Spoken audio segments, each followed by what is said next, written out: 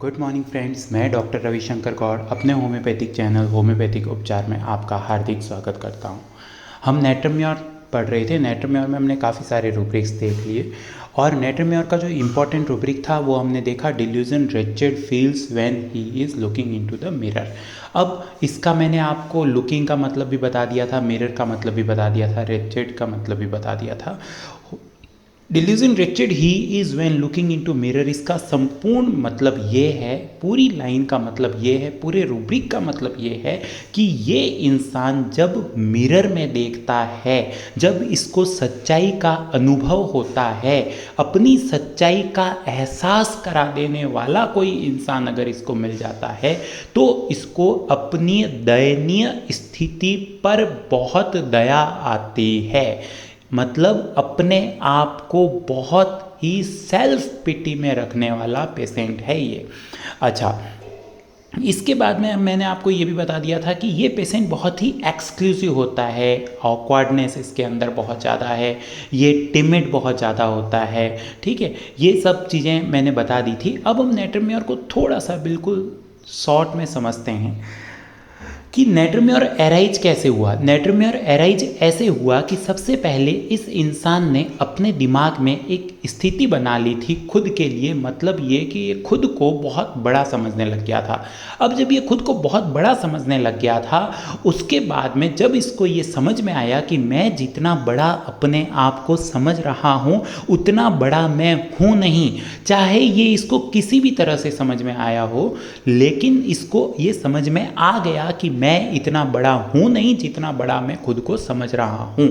और अब ये चीज़ मुझे पता चली है, धीरे धीरे ये लोगों को भी पता चलने लग जाएगी। उसके बाद लोग मुझे उस तरीके से ट्रीट करेंगे जिस तरीके से किसी नीचे तबके के आदमी को ट्रीट किया जाता है।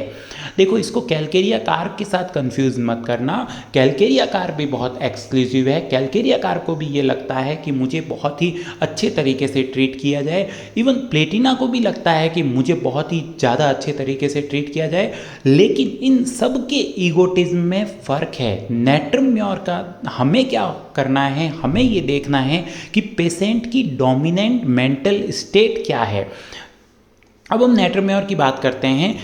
क्या होता है कि नेट्रम्योर की जो डोमिनेंट स्टेट है वो सिर्फ ये है कि मैं उस दयनीय स्थिति में हूँ जिस दयनीय स्थिति में मुझे नहीं होना चाहिए था। अब देखो, होता क्या है कि सीपिया भी दयनीय स्थिति में है, लेकिन सीपिया को ऐसा नहीं है कि मुझे इस स्थिति में नहीं होना चाहिए था, मुझे तो उस स्थिति में होना चाहिए था। ये सीपिया का माइंडसेट नहीं है। सीपिया दयनीय स्थिति में है, लेकिन सीपिया की दयनीय स्थिति में होना एक अलग वजह से है और सीपिया दयनीय स्थिति को अलग तरीके से परसेप्ट करता है। इसको जब मैं सीपिया बताऊंगा तो सीपिया के कॉन्टेक्स्ट में मैं इसको अच्छी तरह से क्लियर करूंगा। लेकिन अभी हमें यहाँ पर नेट्रम्योर में ये समझना है कि नेट्रम्योर एराइज कैसे हुआ है। नेट्रम्योर एराइज इस तरह से हुआ है कि इसका जो आईपीआर है, इसका जो इंटरपर्सनल रिलेशनशिप है, उस इंटरपर्सनल रिलेशनशिप ने हमेशा इसको ये बताया है कि तू बहुत बड़ा आदमी है, तेरा लेवल छोटा मोटा लेवल नहीं है, तू आम इंसान नहीं है, तू एक एक्सक्लूसिव पर्सनैलिटी है। एक केस था मेरे पास, कैलकेरिया कार्प पेशेंट है, वो उस फैमिली का हेड है और उसके 2 बच्चे हैं, एक छोटा वाला है और एक बड़ा वाला है। जो ये बड़ा वाला है ये नेट्रम्योर का पेशेंट है। तो ये नेट्रम्योर का पेशेंट कैसे एराइज हुआ? ये जो पिता है ये कैलकेरिया कार्प की मेंटल स्टेट में रहने वाला इंसान है। कैलकेरिया कार्प की मेंटल स्टेट में रहने वाला मतलब ये कि उसको ये लगता है कि यार मैंने बहुत कुछ किया है और मेरी जितनी एबिलिटी किसी की नहीं है। अब मैंने अपने पास बहुत सारे रिसोर्सेज इकट्ठे कर लिए हैं, इसलिए अब मुझे उन रिसोर्सेज का शो ऑफ करना है ताकि लोगों को मेरी एबिलिटी के बारे में समझ आए। जहाँ भी वो जाता है वो भर भर के ये बातें बताता रहता है कि मैं ये था और आज मैं ये हो गया। ठीक है, अब ये जो मेंटल स्टेट है, अब इस मेंटल स्टेट को जो कैलकेरिया पेशेंट जी रहा है, इस मेंटल स्टेट को, तो वो इस मेंटल स्टेट को सबको बताता है और बताने की ज़रूरत नहीं है, सबको दिख जाता है कि ये इंसान कितनी वेल्दी मेंटल स्टेट में जी रहा है। जब बच्चे को ये पता लगता है कि मेरा बाप इतना ज़्यादा वेल्दी है, तब उसके बाद वो अपना स्टैंडर्ड मेंटेन करना शुरू कर देता है। जूते, पापा ये वाले जूते नहीं, मुझे कंपनी के जूते, मुझे बाटा के जूते चाहिए, है ना। शर्ट नहीं पापा, ये वाली शर्ट नहीं, मुझे कंपनी की शर्ट चाहिए। ठीक है, मतलब हर चीज़ में वो अपना स्टैंडर्ड दिखाना शुरू कर देता है। वो कपड़े बहुत अच्छे पहनेगा, कार चाहिए नहीं पापा, बाइक नहीं पापा, मेरे को वो बुलेट चाहिए, है ना। बाइक नहीं चाहिए, बुलेट चाहिए, छोटी मोटी बाइक नहीं चाहिए, बुलेट चाहिए उसको। ठीक है, अच्छा, अब उसके बाद में बुलेट लेने के बाद में छोटी मोटी स्कूल में नहीं पढ़ना है पापा, बड़ी स्कूल में पढ़ना है ना। अच्छा, इसके बाद कॉलेज में यहाँ नहीं पढ़ना है, अच्छी वाली कॉलेज में पढ़ना है। मतलब वो अपने कैलकेरिया कार्ब पिता के स्टैंडर्ड को देखते हुए अपना एक स्टैंडर्ड मेंटेन करता है। खुद के स्टैंडर्ड से वो नहीं करता है, मतलब खुद की एबिलिटी या खुद के अंदर कुछ गट्स हैं इसलिए वो अपना स्टैंडर्ड मेंटेन कर रहा है, ऐसा नहीं है। वो अपने पापा की वेल्थ को देखकर अपने एक स्टैंडर्ड का लेवल मेंटेन कर रहा है। जब उसको ये समझ में आएगा कि ये जो मैं लेवल मेंटेन कर रहा था ये पापा की वजह से कर रहा था, तब वो रेचेड कंडीशन में चला जाएगा। या तो ये कि वो उतनी मेहनत करना शुरू कर दे जितनी मेहनत इसके पापा ने की, और उतनी मेहनत शुरू करके उसके बाद में फिर उस स्टैंडर्ड तक पहुंच जाए। लेकिन ह्यूमन टेंडेंसी है कि उसको हमेशा कम ही लगता है। अगर पहले वो एक छोटी कंपनी के जूते खरीद रहा है तो उसके बाद में फिर वो और बड़ी कंपनी के, फिर वो और बड़ी कंपनी की चाहत, मतलब चाहत आपकी हमेशा बढ़ती रहेगी। तो जितनी आपकी चाहत होती है ना, उतनी आपकी औकात नहीं होती है। इंसान अपनी औकात से बड़ी चाहत रखता है, ये एक ह्यूमन टेंडेंसी है। ठीक इसी तरह से नेट्रम्योर पेशेंट की जो चाहत होती है वो बहुत बड़ी होती है और उसको अचीव नहीं कर पाता। वो हमेशा कोशिश ये करता रहता है कि मैं उसको अचीव कर लूँ, लेकिन वो अचीव नहीं कर पाता। तो अब ये जो स्टेट है एक्सक्लूसिव से उस लेवल तक नहीं पहुंच पाना, पहले एक्सक्लूसिव होना, पहले इलिगेंस वांट ऑफ, अरे ये वाले जूते नहीं, ये वाले जूते ऐसे होने चाहिए ना, ये इलिगेंस वांट ऑफ है। ठीक है, मतलब हर चीज़ में रिफाइनमेंट चाहिए, हर चीज़ में एक्सक्लूसिवनेस चाहिए। इस एक्सक्लूसिवनेस के न मिलने के बाद में वो इंसान रिचेड फीलिंग में चला जाता है। उसको लगता है कि यार होना तो ऐसा चाहिए कि मेरे पास BE9 होनी चाहिए, और मिली क्या है मुझे, मिली है मुझे ब्रेजा। मेरी किस्मत में क्या लिखा, मेरी किस्मत में भगवान ने ब्रेजा लिखी है और मेरे पास इतने ही पैसे हैं कि मैं ब्रेजा खरीद सकता हूँ। जबकि होनी चाहिए मेरे पास BE9, होनी चाहिए मेरे पास मर्सिडीज़, होनी चाहिए मेरे पास BMW, लेकिन मिली मुझे मारुति। अब उस इंसान का क्या होगा, अब उस इंसान को ऐसा लगेगा कि यार मेरी स्थिति बहुत दयनीय है। क्यों? क्योंकि आज तक मैंने लोगों के सामने अपने उस स्टैंडर्ड को मेंटेन कर रखा था, और वास्तविकता ये है उस मारुति की कार ने उसको मिरर दिखा दिया कि देख तेरी औकात BMW की नहीं है, इस इतनी सी मारुति की कार की है तेरी औकात, है ना। तो अब ये उसने मिरर दिखा दिया।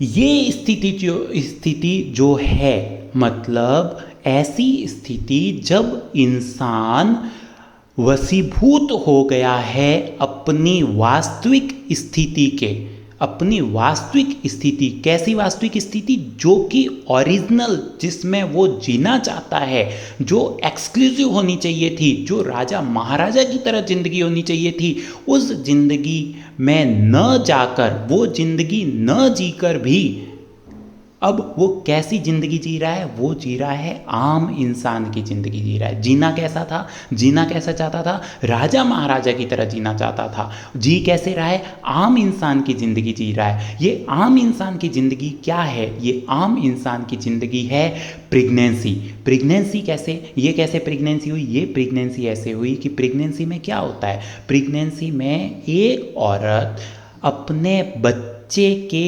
हिसाब से जी पा रही है ना। वो खुद के हिसाब से नहीं जी पा रही है, वो बच्चे के हिसाब से जी पा रही है। अब उसको पेट में कभी भी दर्द हो सकता है, उसको अपनी फ्रीडम लूज़ करनी पड़ेगी, उसको अपने बॉडी का शेप उसका पूरा ख़राब हो जाएगा। जिस सुंदरता पर वो इतराती थी, जिस सुंदरता के कारण वो अपने आप को सुपीरियर समझती थी, वो सुंदरता खत्म हो रही है। अब उसको सारी की सारी मतलब उसको अपनी पूरी की पूरी ज़िंदगी, अपनी पूरी की पूरी एक्टिविटी उस बेबी के हिसाब से कैरी आउट करनी पड़ेगी। तो ये प्रेगनेंसी है। प्रेगनेंसी का मतलब ये है कि अनवांटेड कंडीशंस जिनके कारण आपको अपनी ज़िंदगी को ड्राइव करना पड़ता है। मतलब वो अनवांटेड कंडीशंस जिनके कारण आपको अपनी ज़िंदगी चलानी पड़ रही है और आप उस तरह से ज़िंदगी नहीं जीना चाहते हो, इसको कहते हैं प्रेगनेंसी।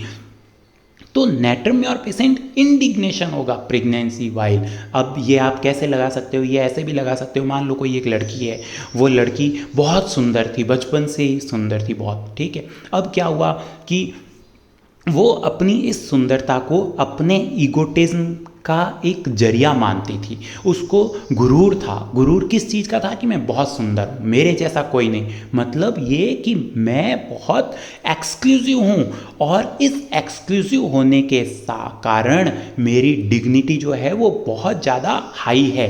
जैसे ही वो लड़की एडोलसेंस पीरियड में जाती है, तब क्या होता है? उसके मुंह पर पिंपल्स आने शुरू हो जाते हैं। अब ये पिंपल्स आने से उसका फेशियल लुक जो है वो ख़राब हो जाता है। ये फेशियल लुक ख़राब हो गया उस फीमेल पेशेंट का, और वो मेरे पास आती है कि सर ये मेरे फुंसियाँ हो गई है, इसका कुछ करो ना प्लीज़। तो अब ये फुंसियाँ हो गई तो क्या हुआ? क्या फुंसी तो हर किसी लड़की को होती है इस एज में। तो क्या हो गया? तो हुआ ये कि उसकी मम्मी ने बताया कि ये लड़की अपने कमरे में ही बैठी रहती है, ये बाहर नहीं जाती, ये दोस्तों के साथ नहीं मिलती है, क्योंकि ये कहती है कि मेरी कितनी बेइज्जती होगी, मुझे कितना शर्मिंदगी उठानी पड़ेगी, मैं अपने आप को बहुत ज़्यादा इन्फीरियर फील करूँगी उन लोगों के सामने। किन लोगों के सामने? जो तुच्छ से हैं, जो बिल्कुल बेकार से हैं, उनके सामने मुझे शर्मिंदगी उठानी पड़ेगी। मतलब ये कि मैं बहुत एक्सक्लूसिव थी, लेकिन इन फुंसियों के कारण मैं बहुत रिचेड फील कर रही हूँ। इस स्थिति को कहेंगे कि प्रेगनेंसी के दौरान इसको इंडिग्नेशन फील हो रहा है। ये एक मेटाफोरिकल मीनिंग है, ठीक है। अच्छा, इसके बाद अब हमने एक रूब्रिक देखा था लुक। हमने ये जब ये देखा था ना कि delusion Richard feel when looking into the mirror, तो हमने लुक को समझा था कि लुक क्या होता है। अब मान लो ये बहुत सारी फुंसियाँ हैं, ठीक है, उस लड़के के चेहरे पर, और वो लड़की अब किसी पार्टी में चली गई या उसको किसी शादी में जाना पड़ गया, तो लोग उसको देख रहे हैं कि अरे देखो बेचारी की क्या कंडीशन होगी। पहले ये रेशमा कितनी सुंदर थी और अब इसको क्या हो गया है? अब ये कैसे इसके मुंह पर छी छी छी छी, अरे हाँ मुझे भगवान बेचारी गई। तो ये जो बेचारी है, ये बेचारापन जो है, ये बेचारापन नेटरम्योर नहीं चाहता है। नेटरम्योर नहीं चाहता कि कोई उस पर पिटी करे। तो इसलिए उसके अब इसमें एक रूब्रिक है, delusion pitied on account of his misfortune and he weeps. अब ये जो फुंसियाँ हो रखी है, ये किसी ने ऐसे कह दिया उसको, अब उसको क्या लगेगा? उसको ये लगेगा कि आज मेरी ये जो दयनीय स्थिति है, इस दयनीय स्थिति पर लोग जो हैं मेरा मजाक उड़ा रहे हैं, लोग जो हैं मुझे इनडिग्निफाइड फील करा रहे हैं, मेरी डिग्निटी खत्म हो रही है। अब जब ये डिग्निटी खत्म हो रही है, तब इसको रोना आ रहा है। इसको कहते हैं delusion pitied on account of his misfortune and he weeps. अच्छा, अब हम लुक का मतलब देख रहे थे। लुक का मतलब ये होता है कि उसकी कमियों के ऊपर गौर किया जा रहा है, उसकी दयनीय स्थिति के ऊपर गौर फरमाया जा रहा है। ये बताया जा रहा है उसको कि देख, ये फुंसी होने के कारण तेरे चेहरे पर जो पहले सुंदरता दिखती थी, इन एक्ने के कारण, इस पिंपल्स के कारण वो सुंदरता में ये कमी आ गई है। पहले बेचारी कितनी इतराती थी अपनी सुंदरता पर, और अब देखो कितनी फटे हाल हो गई है। ये क्या शकल बना ली है इसने अपनी, ओहो हो बेचारी।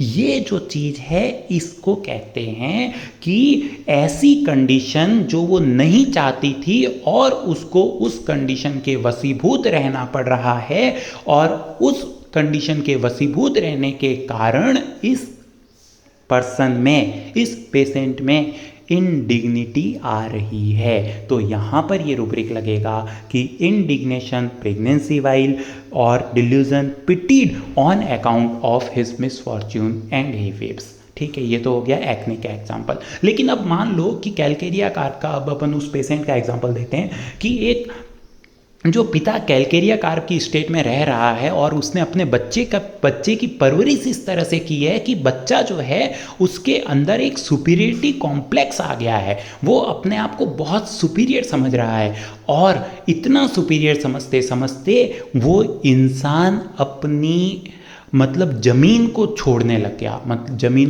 गया। मतलब बेसिक चीज़ें जो होती है कि यार मुझे इस तरह से पढ़ाई करनी चाहिए, मुझे इस तरह से मेहनत करनी चाहिए, ऐसे ख्वाबों में रहने से कुछ नहीं होता, इंसान को ज़मीनी जुड़ाव रखना चाहिए और वो मेहनत करे, वो हर चीज़ को समझे, तकलीफ़ों को समझे और अपने आप को इम्प्रूव करे। बजाय इसके वो कर क्या रहा है, वो अपने पिता की दौलत से खुद को प्रूव करने की कोशिश कर रहा है कि I belong to this royal family and that's why I am also a royal person. ये वो ये करने में तुल गया, जबकि करना क्या चाहिए, करना ये चाहिए ज़मीनी जुड़ाव के साथ इंसान को मेहनत करनी चाहिए, ताकि वो अपनी एबिलिटी के कारण, अपनी एबिलिटी से अपनी पहचान बना पाए दुनिया में। करना तो ये चाहिए, है ना। लेकिन वो कर ये रहा है, तो उस टाइम पीरियड में जब ये उसको करना चाहिए था, तो वो उस टाइम पीरियड में तो ये अपने आप को प्रूव करने में लग गया।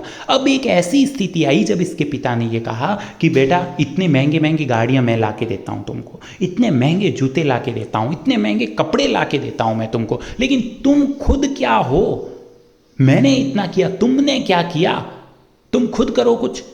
अब उसको खुद को प्रूव करना है, और खुद को अब प्रूव करना है बिना बाप की दौलत के, पहली बात। दूसरी बात, इसका वो पीरियड जब इसको लर्न करना था, जब इसको मेहनत करनी थी, वो पीरियड इसने गंवा दिया, और अब इसके पास कुछ भी नहीं है। अच्छा ठीक है, ये अब इसके पास करने के लिए कुछ नहीं, मतलब ये पढ़ा लिखा नहीं है बच्चा, ये बच्चा पढ़ा लिखा नहीं है। क्यों पढ़ाई क्यों नहीं की? पढ़ाई इसलिए नहीं की क्योंकि सर इसको कुछ कह देते थे, तो ये अपने पिता को ये कहता था, पापा मैं नहीं सुनूंगा मास्टर जी की, मैं नहीं सुनूंगा अपने टीचर्स की, ऐसे कैसे कुछ भी कह देंगे, मैं कोई छोटा मोटा इंसान हूँ क्या, मैं एक अमीर इंसान का बेटा हूँ। ये वो कहता भले ही नहीं होगा, लेकिन उसके दिमाग में ये फील, इसलिए वो ये कह रहा था कि मैं टीचर्स की नहीं सुनूंगा, मैं क्यों काम करूँ, ये सब कर रहे हैं ना काम, मेरा भी काम करना जरूरी है क्या?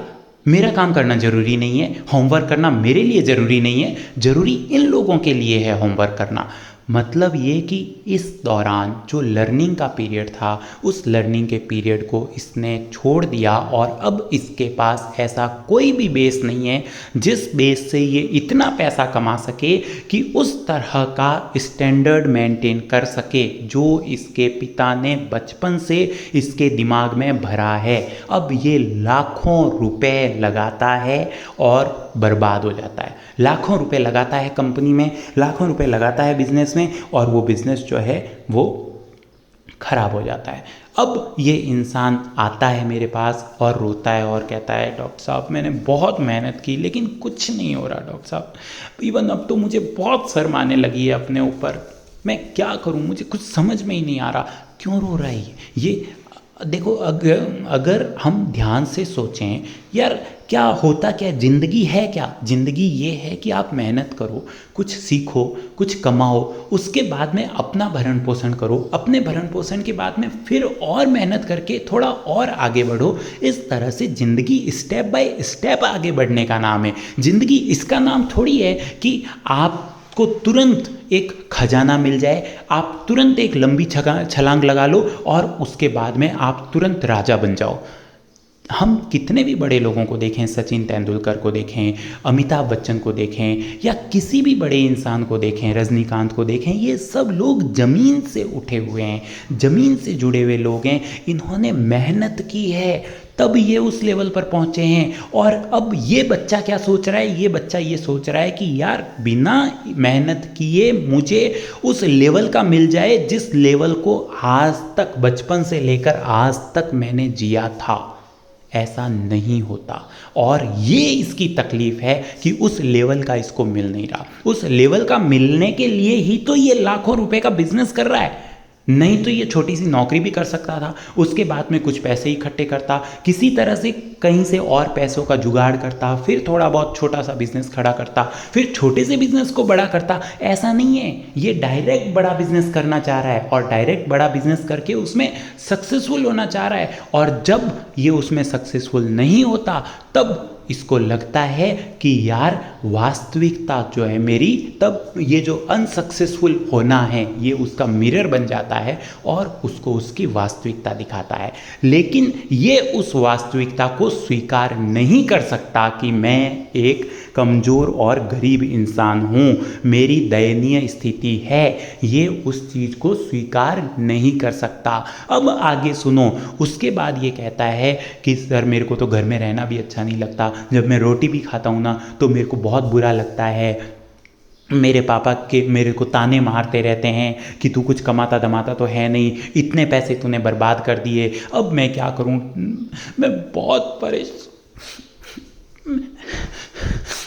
मैं मतलब इस तरह से सोबिंग कर रहा है। नेट्रम्योर का पेशेंट फूट फूट के नहीं रोता आपके सामने, वो अपना दुख अपनी आंखों में दिखाता है आपको, है ना। अब क्या है कि ये इस तरह से कर रहा है। ये जो स्थिति है इसकी, कौन सी? बीच की स्थिति। बीच की स्थिति मतलब जब ये पहले एक्सक्लूसिव था लेकिन अब ये न तो एक्सक्लूसिव रहा, ठीक है, एक्सक्लूसिव नहीं रहा, और न ही पूरी तरह से सड़क पे आया है। बाप के वहाँ है, एक्सक्लूसिव कंडीशंस अभी भी इसके पास है, लेकिन जब इसके पिता ने ये कहा कि बेटा तुम खुद कुछ कमाओ, अपनी कुछ औकात बनाओ, तब ये वो नहीं बना पा रहा। ये क्या हो गया? इसका नहीं बना पा रहा, इसका मतलब क्या हुआ? नहीं बना पा रहा, इसका मतलब ये रेचेड है। नहीं बना पा रहा, इसका मतलब क्या है कि वास्तव में जितना सुपीरियर ये अपने आप को समझता है उतना सुपीरियर ये है नहीं। अब जिस परिस्थिति के वशीभूत होकर इसको जीना पड़ रहा है, इसको इस तरह से जीना पड़ रहा है कि पापा नहीं, मेरे को अब जो है वो बाइक नहीं चाहिए, या चाहिए भी तो पापा के सामने गिड़गिड़ाना पड़ रहा है, पापा से उस चीज़ की भीख मांगनी पड़ रही है। ये रोटी भी नहीं खाना चाहता है अपने बाप के घर की। क्यों? क्योंकि पिता ने ताने दे देकर इसको इतना ज़्यादा परेशान कर दिया है ना। तो अब ये रोटी भी नहीं खाना चाह रहा है और इसको रोटी खानी पड़ रही है। इसका मतलब ये हुआ कि इस इंसान की स्थिति एक प्रेग्नेंट वुमेन के समान हो गई है, जो कि नहीं चाहते हुए भी उसको अपनी जिंदगी अपने गर्भ में पल रहे बच्चे के हिसाब से गुजारनी पड़ेगी। इस रूब्रिक को कहते हैं indignation pregnancy while, despair pregnancy during, delusion pitied on account of his misfortune and he weeps. अब उसके बाद में उसको क्या लग रहा है? उसको ये लग रहा है कि यार जो भी देखेगा वो कितना ऐसा सोचेगा कि देखो बाप के टुकड़ों पर पल रहा है।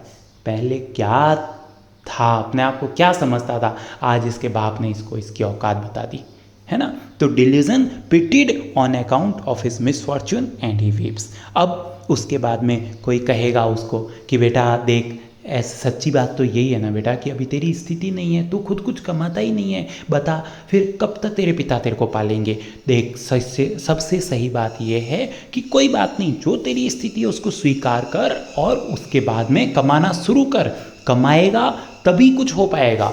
तो अब ये जो चीज़ है, इस चीज़ से पेशेंट को ऐसे लगता है कि यार इसने तो मेरा पूरा इंस्पेक्शन कर लिया, इसको तो मेरी सारी वास्तविकता के बारे में पता चल गया। तो उसको क्या कहेंगे, उसको कहेंगे कि किसी ने इसको लुक किया है, किसी ने इसको देखा है।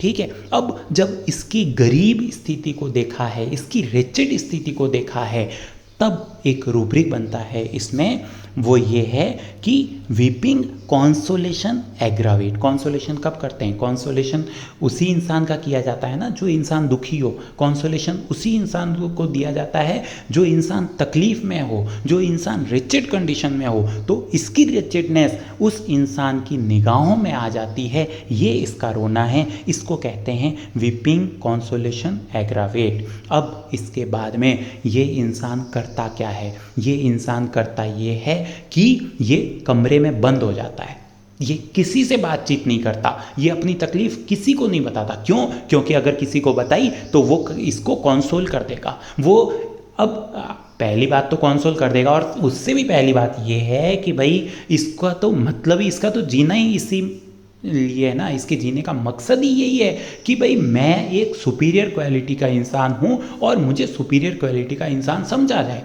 तो अब ये क्यों समझाएगा किसी दूसरे को कि यार अभी मैं तकलीफ में हूँ? नहीं समझाता। ये अपनी तकलीफ किसी के साथ नहीं शेयर करता। एक वर्ड होता है टाक।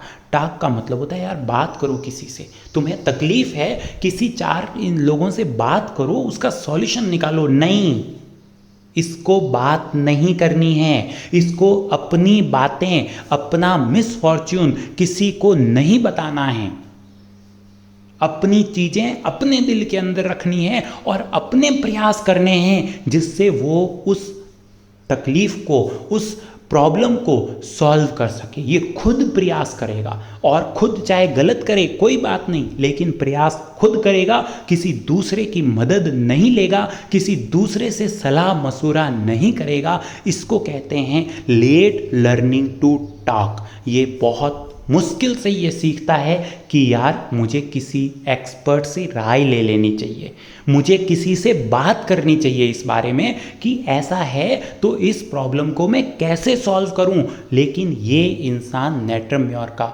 इंसान ऐसा नहीं कर पाता है, बहुत मुश्किल से ये सीखता है कि यार नहीं, मुझे इस तरह से बातचीत करके समस्या सॉल्व करनी चाहिए। इसको कहते हैं लेट लर्निंग टू टाक। इसके बाद इसमें एक रूब्रिक है फियर डॉक्टर्स ऑफ। अब देखो डॉक्टर क्या होता है, डॉक्टर वो होता है जो आपकी परेशानी को दूर करता है, डॉक्टर वो होता है जो आपकी तकलीफ को दूर करता है। मतलब कि अगर मान लो किसी इंसान का सिर दर्द हो रहा है तो अब क्या चाहिए, उसको एड चाहिए ना, उसको मदद चाहिए कि कोई ऐसा इंसान हो जो उसका या तो सिर दबा दे। अब अगर उसकी माँ उसका सिर दबा देती है और उसका सिर हल्का हो गया तो उसकी माँ क्या हुई, उसकी माँ उसके लिए डॉक्टर हुई।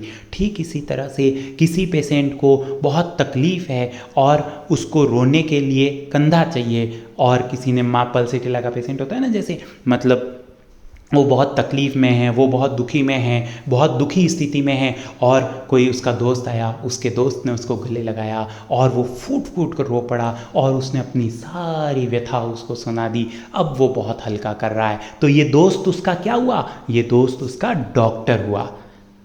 मतलब ये कि इस इंसान को डॉक्टर नहीं चाहिए, इसकी तकलीफ़ों को दूर करने वाला इंसान इसको नहीं चाहिए। इसको उन लोगों से डर लगने लग जाता है जो लोग इसकी तकलीफ़ दूर करने की कोशिश करते हैं। क्यों? क्योंकि ये उन लोगों के सामने खुद को बहुत इनडिग्निफाइड फील करेगा। ये जो है नेटरम्योर की पूरी कहानी है सुपीरियर से रिचर्डनेस में।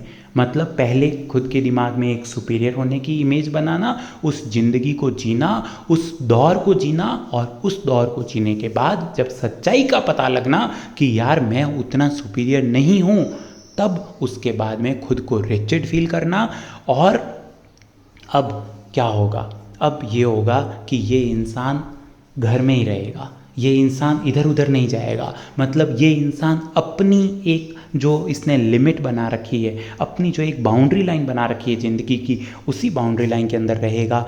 और फिर ये अपनी प्रॉब्लम के बारे में सिर्फ सोचता रहेगा, और धीरे धीरे जैसे जैसे वो उस प्रॉब्लम के बारे में सोचेगा कि यार देख कितनी दयनीय स्थिति हो गई, कितनी दयनीय स्थिति हो गई, तो इसके सामने वो पिक्चर जो है वो एनलार्ज हो जाएगी, वो बहुत बड़ी हो जाएगी। और धीरे धीरे धीरे धीरे ये जो है अपनी प्रॉब्लम्स में इतना डूब जाता है, इतना डूब जाता है, जैसे अगर मिट्टी पर पानी डालो तो पानी क्या होता है, मिट्टी के अंदर एब्जॉर्ब हो जाता है, पता ही नहीं चलता कि पानी कहाँ गया, है ना। इसके लिए एक रूब्रिक है, absorb buried in thoughts what would become of him. ये इतना एब्जॉर्ब रहता है इस कंडीशन में कि यार क्या होगा, इतना तो कर दिया अपन ने, इतने पैसे डुबा दिए पापा के, अब करेंगे क्या, कैसे करेंगे। और इस तरह से वो जो है बहुत दुखी रहता है।